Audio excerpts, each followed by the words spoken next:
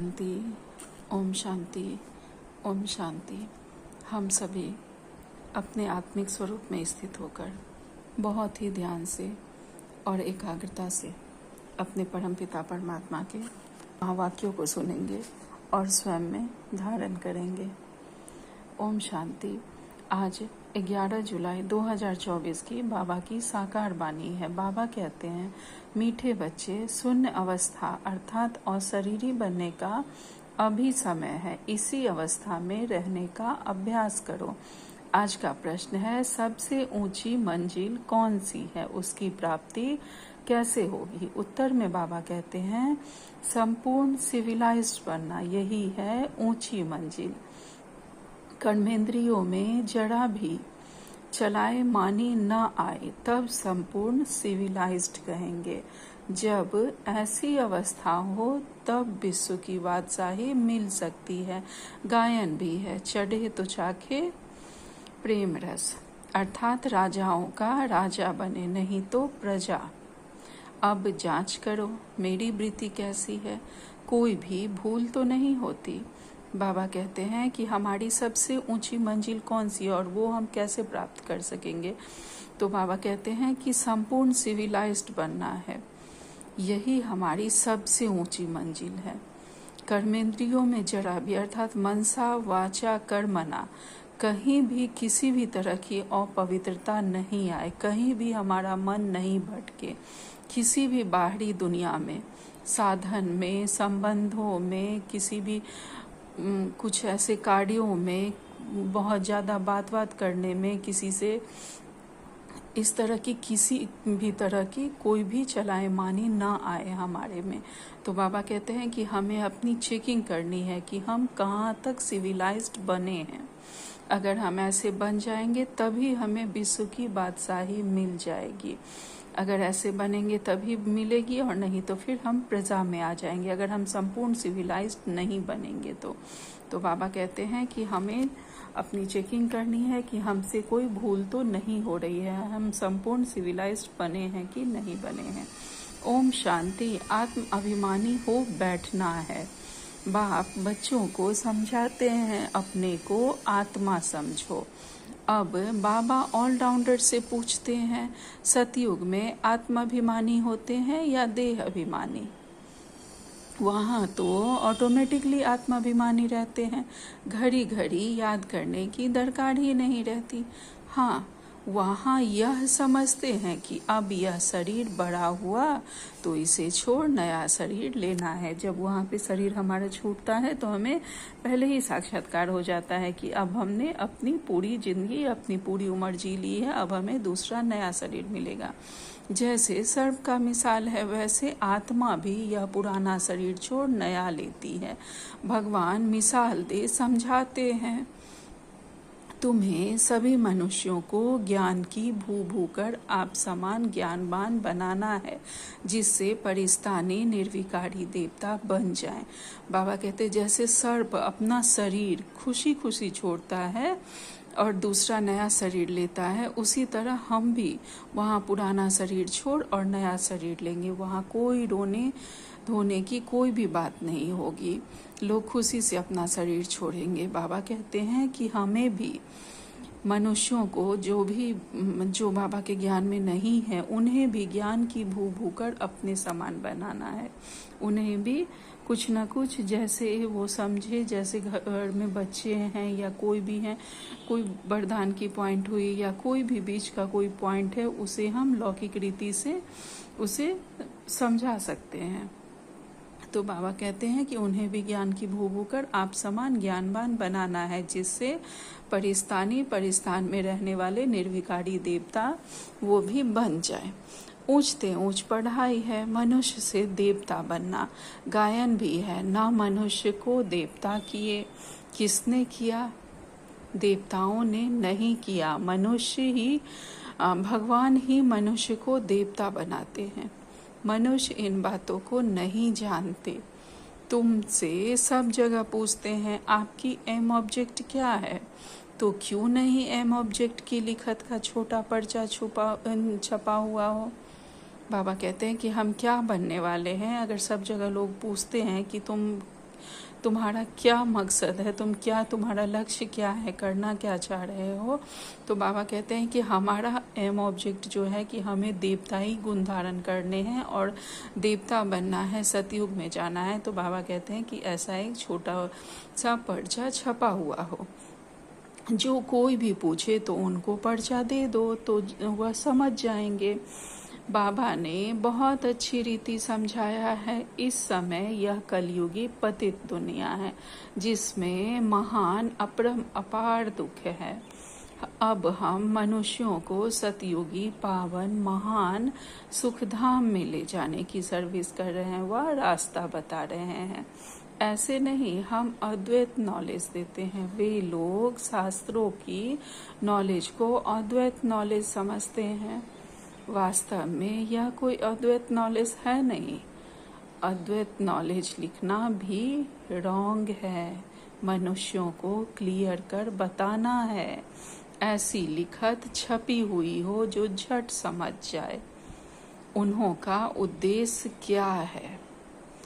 कलयुगी पतित भ्रष्टाचारी मनुष्यों को हम अपार दुखों से निकाल सतयुगी पवित्र श्रेष्ठाचारी अपार सुखों की दुनिया में ले जाते हैं। बाबा यह ऐसे निबंध बच्चों को देते हैं, ऐसे क्लियर कर लिखना है, सब जगह तुम्हारी ऐसी लिखत रखी हुई हो, झट वह निकाल कर दे देनी चाहिए। तो समझे हम तो दुख धाम में हैं, गंध में पड़े हुए हैं। मनुष्य कोई समझते थोड़े ही हैं कि हम कलयुगी पतित दुख धाम के मनुष्य हैं।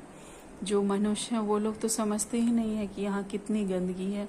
वही गंदगी उन्हें अब अच्छी लगने लगी है। उन्हें लगता है कि यही स्वर्ग है। जिनके पास धन दौलत, अच्छे घर, मकान, गाड़ी है, तो वो समझ रहे हैं कि यही हमारे लिए सुख धाम है, यही स्वर्ग है। वो समझ ही नहीं रहे हैं कि कलयुग ऐसा पतित और दुख धाम में वे सब हैं।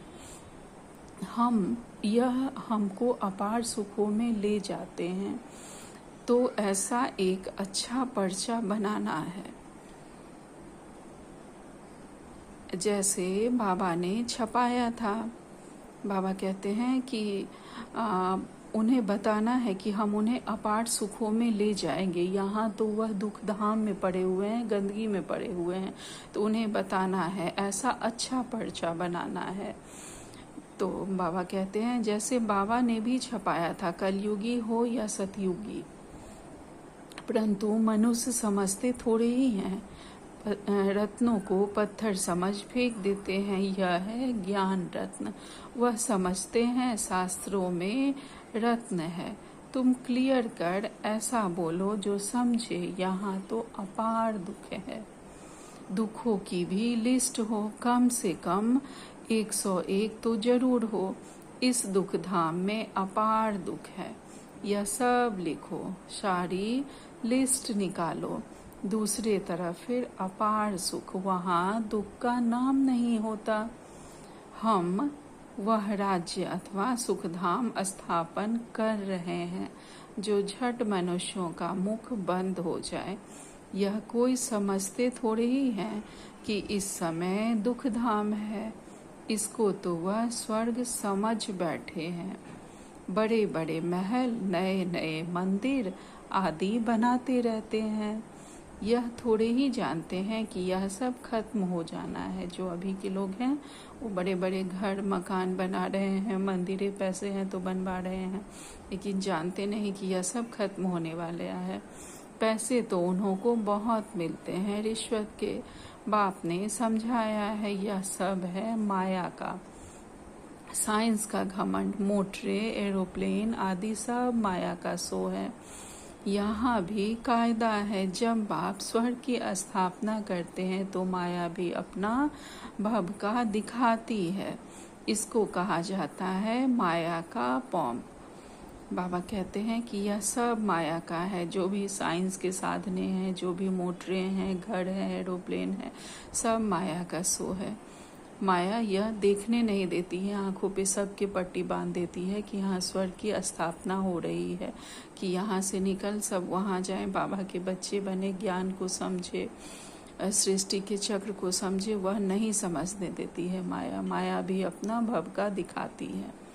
तो बाबा कहते हैं अब तुम बच्चे सारे विश्व में शांति स्थापन कर रहे हो। अगर माया की कहाँ प्रवेशता हो जाती है तो बच्चों को अंदर खाता है। जब कोई किसके नाम रूप में फंस पड़ते हैं तो बाप समझाते हैं यह क्रिमिनल आइज है। बाबा कहते हैं जहाँ माया प्रवेश करती है तो हम किसी के भी अट्रैक्शन में आ जाते हैं। वह कोई भी हो सकते हैं, संगी साथी कोई भी हो सकते हैं। तो बाबा कहते हैं यह क्रिमिनलाइज्ड है। अगर इस तरह से हम अगर किसी के नाम रूप में फंस रहे हैं तो यह क्रिमिनलाइज्ड है। हमें सिर्फ बाबा को देखना है और किसी को नहीं देखना और बाबा को फॉलो करना है। कलयुग में है क्रिमिनलाइजेशन, सतयुग में है सिविलाइजेशन। इन देवताओं के आगे सब माथा टेकते हैं। आप निर्विकारी, हम विकारी। इसलिए बाप कहते हैं हर एक अपनी अवस्था को देखो। हम कहते हैं न देवताओं के आगे कि हम पापी हैं, पतित हैं, माथा टेकते हैं। तो बाबा कहते हैं कि हम सबको अपनी अवस्था देखनी है। बड़े बड़े अच्छे महारथी अपने को देखे, हमारी बुद्धि किसके नाम रूप में तो नहीं जाती। फलानी बहुत अच्छी है, यह करे कुछ अंदर में आता है। यह तो बाबा जानते हैं। इस समय संपूर्ण सिविलाइज्ड कोई है नहीं। जरा भी चलाए मानी ना आए, बहुत मेहनत है। कोई बिरले ऐसे होते हैं। आंखें कुछ न कुछ धोखा जरूर देती है। ड्रामा किसकी सिविलाइज्ड जल्दी नहीं बनाएगा। ड्रामा में जो है वह किसी को भी बहुत जल्दी सिविलाइज्ड नहीं बनाता है। कहीं ना कहीं हमारा मन बुद्धि भटकता रहता है। कहीं किसी के अट्रैक्शन में किसी का भी हम देख रहे हैं कि दीदी लोग की हाँ उनकी मुरली बहुत अच्छी होती है, उन्हीं से सुनना है, उनकी क्लासेस बहुत अच्छे होते हैं, उन्हीं से सुनना है। तो बाबा कहते हैं कि किसी नाम रूप में नहीं फंसना है। यह ज्ञान किसका है? यह ज्ञान हमारे, चाहे हम किसी से भी सुने, लेकिन यह ज्ञान तो हमारे बाबा का है ना। वह सारी बातें बाबा बता रहे हैं। अगर कोई भी हम ध्यान से मुरली पढ़ेंगे तो हम समझ सकते हैं। तो बाबा कहते हैं किसी में भी, चाहे किसी भी प्रकार हो, नहीं हमें फंसना है। यह बहुत अच्छा है, वह बहुत अच्छा है, वह सेंटर जाए तभी मैं जाऊंगा, उसी से मुरली सुनूंगा, ऐसा नहीं होना चाहिए। आगे बाबा कहते हैं खूब पुरुषार्थ कर अपनी जांच करनी है। कहाँ हमारी आंखें धोखा तो नहीं देती हैं। विश्व का मालिक बनना बड़ी ऊंची मंजिल है। चढ़े तो चाके प्रेम रस, अर्थात राजाओं का राजा बनते, गिरे तो प्रजा में चले जाएंगे। अगर चढ़ती कला में हम चढ़ते जाएंगे, आगे पुरुषार्थ में बढ़ते जाएंगे, किसी में भी नहीं फंसेंगे, सिर्फ बाबा को देखते जाएंगे, तो राजाओं का राजा बनेंगे। और नहीं किसी में अगर उलझ गए नाम रूप में तो फिर प्रजा में आ जाएंगे। तो बाबा कहते हैं आजकल तो कहेंगे विकारी जमाना है, भल कितने बड़े आदमी हैं, समझो क्वीन है, उनके अंदर भी डर रहता होगा कि कहाँ कोई हमें उड़ा न दे। हर एक मनुष्य में अशांति है। कोई बच्चे भी कितनी अशांति फैलाते हैं। तुम शांति स्थापन कर रहे हो तो पहले तो खुद शांति में रहो, तब दूसरे में भी बल भरे। बाबा कहते हैं जो हम दूसरे को देना चाहते हैं वह पहले शक्ति अपने में भरनी होगी। हमें पहले अपना कल्याण करना है, तब हम दूसरे का कर पाएंगे। तो सबसे पहले हमें अपनी स्व की स्थिति बहुत अच्छी बनानी है।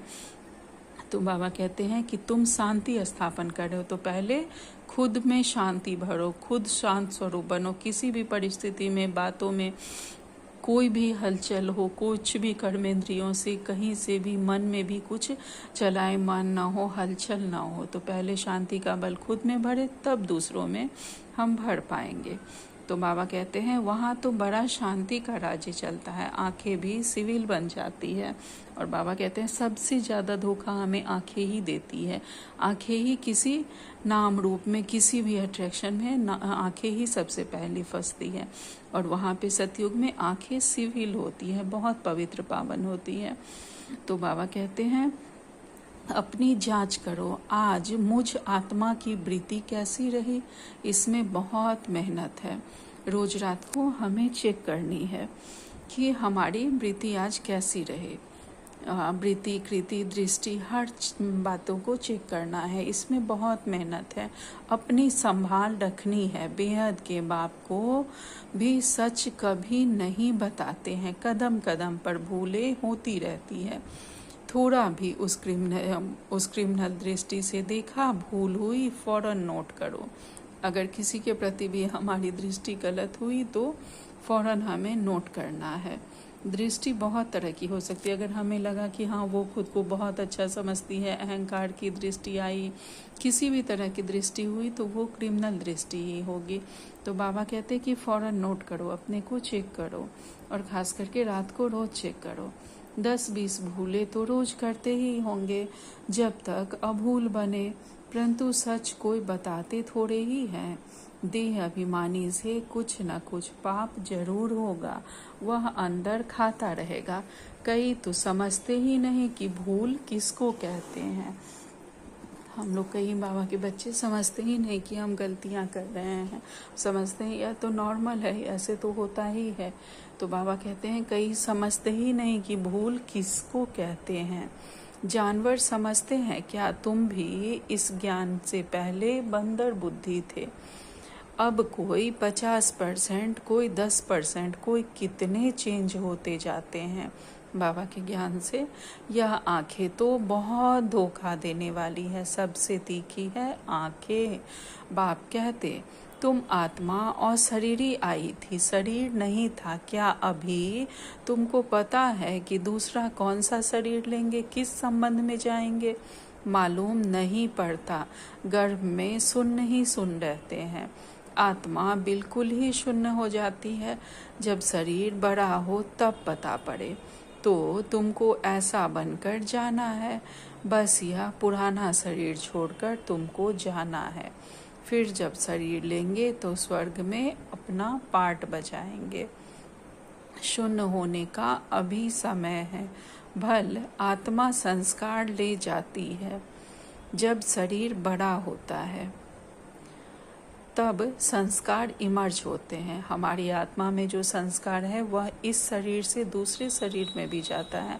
और वह कब जाता है? जब शरीर बड़ा होता है, तब संस्कार इमर्ज होते हैं। अर्थात पिछले ज़माने में कुछ, पिछले जन्म में अगर हमारा कुछ ऐसा संस्कार रहता है, जैसे ज्ञान के लिए ही सबसे ज़्यादा कहा जाता है कि अगर हम इस ज्ञान में आए हैं तो कहीं ना कहीं ज़रूर हम पिछले ज़माने में, पिछले जन्म में हम कुछ ना कुछ ज़रूर योगी रहे होंगे। किसी न किसी तरह से हमने या तो बहुत भक्ति की है या फिर किसी भी तरह से बहुत हमने योग किया है, पूजा पाठ किया है, या कहीं ध्यान में भी हम लोग थे। तो बाबा कहते हैं कि जब शरीर बड़ा होता है तब वह संस्कार इमर्ज हो जाता है। आगे कहते हैं अभी तुमको घर जाना है, इसलिए पुरानी दुनिया का और इस शरीर का भान उड़ा देना है। कुछ भी याद ना रहे, परहेज बहुत रखना है। जो अंदर में होगा वही बाहर निकलेगा। शिव बाबा के अंदर में भी ज्ञान है, मेरा भी पार्ट है। मेरे लिए ही कहते हैं, ज्ञान का सागर महिमा गाते हैं। अर्थ कुछ नहीं जानते, अभी तुम अर्थ सहित जानते हो। बाकी आत्मा की बुद्धि ऐसी वर्थ नॉट ए पेनी हो जाती है। अब बाप कितना बुद्धिमान बनाते हैं। मनुष्यों के पास तो करोड़ पदम है, यह माया का पॉम्प है ना। साइंस में जो अपने काम की चीजें हैं वह वहाँ भी होंगी, वह बनाने वाले वहाँ भी जाएंगे, राजा तो नहीं बनेंगे। वह लोग पिछाड़ी में तुम्हारे पास आएंगे, फिर औरों को भी सिखाएंगे। एक बाप से तुम कितना सीखते हो। एक बाप ही दुनिया को क्या से क्या बना देते हैं। इन्वेंशन हमेशा एक निकालते हैं फिर फैलाते हैं। कोई भी आविष्कार एक करते हैं फिर फैलाते जाते हैं। बॉम्ब्स बनाने वाला भी पहले एक था, समझा इससे दुनिया विनाश हो जाएगी, फिर और बनाते गए, एक को देख के फिर दूसरे तीसरे भी बनाते गए, और देश भी जैसे परमाणु हथियार सब एक ने बनाया तो फिर दूसरे तीसरे भी बनाते गए। वहाँ भी साइंस तो चाहिए ना, टाइम पड़ा है, सीख कर होशियार हो जाएंगे। बाप की पहचान मिल गई, फिर स्वर्ग में आकर नौकर चाकर बनेंगे। वहाँ सब सुख की बातें होती है। जो दुख धाम में था वह फिर हो, जो सुख धाम में था वह फिर होगा। जो सुख हमने सुख धाम में भोगा है सतयुग में, वह फिर सुख हमें मिलेगा। वहाँ कोई रोग दुख की बात नहीं। यहाँ तो अपरम अपार दुख है, वहाँ अपरम अपार सुख है। अभी हम यह स्थापन कर रहे हैं, दुख हरता सुख करता एक बाप ही है। पहले तो खुद की भी ऐसी अवस्था चाहिए, सिर्फ पंडिताई नहीं चाहिए। ऐसी एक पंडित की कथा है, बोला राम नाम कहने से पार हो जाएंगे। यह इस समय की बात है। तुम बाप की याद में विषय सागर से क्षीर सागर चले जाते हो। यहाँ तुम बच्चों की अवस्था बहुत अच्छी चाहिए। योग बल नहीं है, क्रिमिनल आइज है, तो उनका तीर नहीं लग सकेगा। आंखें सिविल होनी चाहिए। अगर किसी के पास हमारे पास योग बल नहीं है और हमारी बिकारी दृष्टि है तो फिर तीर नहीं लग सकेगा। क्रिमिनलाइज्ड बहुत तरह की हो सकती है, जो भी अहंकार हो, जोश हो, कुछ भी हो, तो वो तीर नहीं लग सकेगा। तो बाबा कहते हैं कि आंखें सिविल चाहिए। बाप की याद में रहकर किसको ज्ञान देंगे तो तीर लग जाएगा। बाबा की याद में रहकर हमें किसी को ज्ञान देना है, और साथ ही बाबा ने कहा है कि जो भी ज्ञान हम दूसरे में भर रहे हैं, जिसको देना है, तो पहले हमें भरपूर होना है, संतुष्ट पूरा, जैसे सुख से, शांति से, ज्ञान से, परमानंद से हम भरपूर हैं, संतुष्ट हैं। तो पहले हम में भरपूरता रहेगी, तब हम बाबा की याद में रह के अगर किसी को भी बाबा का ज्ञान देंगे तो उसे तीर लगेगा। आगे बाबा कहते हैं, ज्ञान तलवार में योग का जौहर चाहिए। नॉलेज से धन की कमाई होती है, ताकत है याद की। बहुत बच्चे तो बिल्कुल याद करते ही नहीं, जानते ही नहीं। बाप कहते हैं मनुष्यों को समझाना है कि यह है दुख धाम, सतयुग है सुख धाम। कलयुग में सुख का नाम नहीं, अगर है भी तो भी काग विष्ठा समान है। सतयुग में तो अपार सुख है। मनुष्य अर्थ नहीं समझते, मुक्ति के लिए ही माथा मारते रहते हैं। जीवन मुक्ति को तो कोई जानते ही नहीं, तो ज्ञान कैसे दे सकेंगे। वह आते ही हैं रजो प्रधान समय में, वह फिर राजियों कैसे सिखलाएंगे। यहाँ तो सुख है काग विष्ठा समान। राजयोग से क्या हुआ है यह भी नहीं जानते। तुम बच्चे जानते हो, यह भी सब ड्रामा चल रहा है।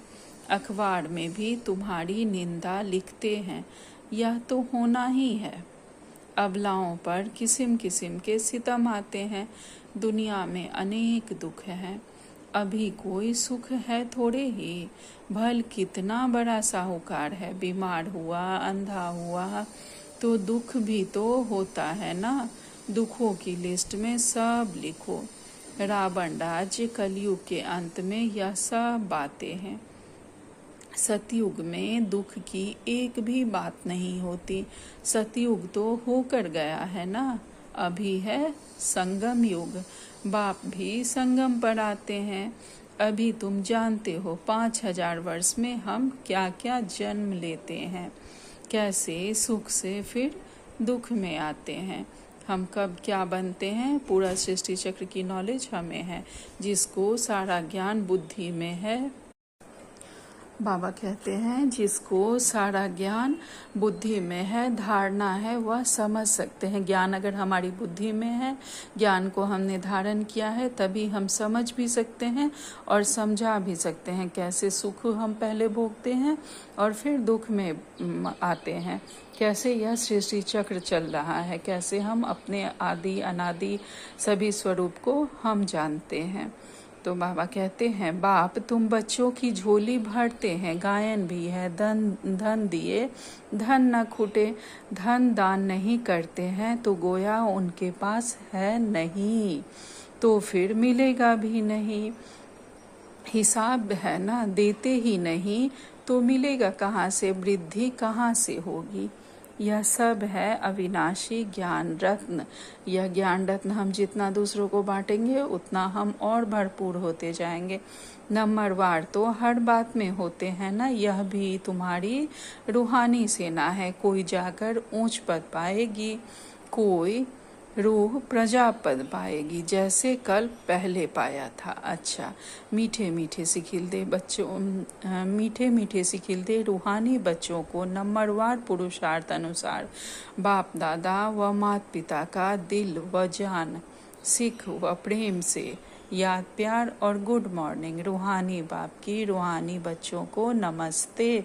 हम सब रूहानी बच्चों की रूहानी माता पिता बाप दादा को याद प्यार, गुड मॉर्निंग और नमस्ते नमस्ते नमस्ते। शुक्रिया मेरे मीठे प्यारे बाबा, आपका लाख लाख शुक्रिया। आज धारणा के लिए मुख्य सार में बाबा ने पहली पॉइंट कही है, अपनी संभाल करने के लिए कदम कदम पर जांच करनी है, और उस जांच की भी बाबा ने 2 पॉइंट कही है। आज मुझ आत्मा की वृत्ति कैसी रही, खुद चेकिंग करनी है हमें अपनी। आंखें सिविल रही, चेकिंग करनी है। दे अभिमान बस, कौन सा पाप हुआ, इस सब को हमें चेक करना है। दूसरी पॉइंट में बाबा ने कहा है, बुद्धि में अविनाशी ज्ञान धन धारण कर फिर दान करना है। ज्ञान तलवार में याद का जौहर जरूर भरना है। बुद्धि में हमें इस अविनाशी ज्ञान धन को धारण करना है और दूसरों को भी दान देना है। यह ऐसा धन है जो हमारा फिर भरपूर होता जाएगा। जितना हम दूसरे को दान करेंगे उतना हमारा भंडारा भरता जाएगा। ज्ञान तलवार में बाबा के याद की जौहर जरूर भरनी है, तभी हमारा ज्ञान का जो तलवार है वह बहुत तेज चलेगा। आज का वरदान है, सत्यता की अथॉरिटी को धारण कर सर्व को आकर्षित करने वाले निर्भय और विजयी भव। आज 2 दिन से बाबा ने सत्यता पर बहुत जोर दिया है। सत्यता की अथॉरिटी को धारण कर सर्व को आकर्षित करने वाले हम निर्भर और विजयी बाबा के बच्चे हैं। आप बच्चे सत्यता की शक्तिशाली श्रेष्ठ आत्माएं हो। आप बच्चे, हम सभी बाबा के बच्चे सत्यता की शक्तिशाली श्रेष्ठ आत्माएं हैं। सत्यता की शक्ति को धारण करने वाले हम सभी बाबा के बहुत ही श्रेष्ठ और शक्तिशाली बाबा के बच्चे हैं। सत्य ज्ञान, सत्य बाप, सत्य प्राप्ति, सत्य याद, सत्य गुण, सत्य शक्तियाँ सब प्राप्त हैं हमें। तो हम शक्तिशाली बाबा की सत्यता को धारण करने वाले बहुत ही बाबा के शक्तिशाली बच्चे हैं। इतनी बड़ी अथॉरिटी का नशा रहे तो यह सत्यता की अथॉरिटी हर आत्मा को आकर्षित करती रहेगी। हमें हर समय बिल्कुल डट के खड़ा रहना है, किसी भी परिस्थिति में, किसी भी बात में, कि हमारे पास सत्यता की शक्ति है। हम जो भी कर रहे हैं, हमारा ज्ञान, हमारे बाबा से जो हमें प्राप्ति हुई है, जो हमारे गुण हैं, बाबा के द्वारा जो हमें गुण मिला है, जो शक्तियाँ मिली है, सब सत्य हैं। यह हम सब ने बहुत ही डीपली अनुभव किया है।